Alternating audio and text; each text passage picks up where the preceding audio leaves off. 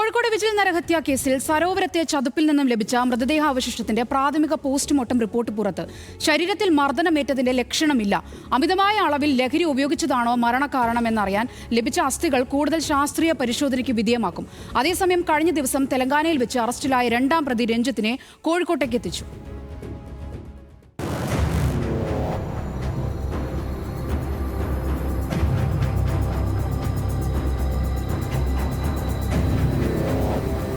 ലഹരി ഉപയോഗത്തിനിടെ മരിച്ച വിജിലിന്റെ മൃതദേഹം സരോവരത്തെ ചതുപ്പിൽ കെട്ടിത്താഴ്ത്തിയെന്ന സുഹൃത്തുക്കളുടെ മൊഴിയുടെ അടിസ്ഥാനത്തിൽ നടത്തിയ തെരച്ചിലിലാണ് മൃതദേഹാവശിഷ്ടങ്ങൾ കണ്ടെത്തിയത്. ചതുപ്പിൽ നിന്നും ലഭിച്ച മൃതദേഹത്തിന് മരണസമയത്ത് പരിക്കേറ്റിരുന്നില്ലെന്ന് വ്യക്തമാക്കുന്നതാണ് പ്രാഥമിക പോസ്റ്റ്മോർട്ടം റിപ്പോർട്ട്. മർദ്ദനമേറ്റതിന്റെ സൂചനകളൊന്നും പോസ്റ്റ്മോർട്ടത്തിൽ കണ്ടെത്തിയിട്ടില്ലെന്ന് അന്വേഷണ സംഘവും വ്യക്തമാക്കുന്നു.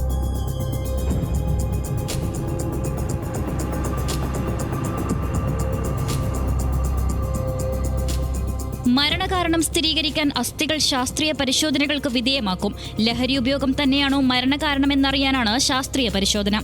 പരിശോധനയിൽ ലഭിച്ച അസ്ഥിയും വാരിയലും വിജിലിന്റേത് എന്ന് ഉറപ്പിക്കാൻ DNA സാമ്പിളുകൾ പരിശോധനയ്ക്കയക്കും. വിജിലിന്റെ ബന്ധുക്കളുടെ സാമ്പിളുകൾ അടുത്ത ദിവസം ശേഖരിക്കാനാണ് തീരുമാനം.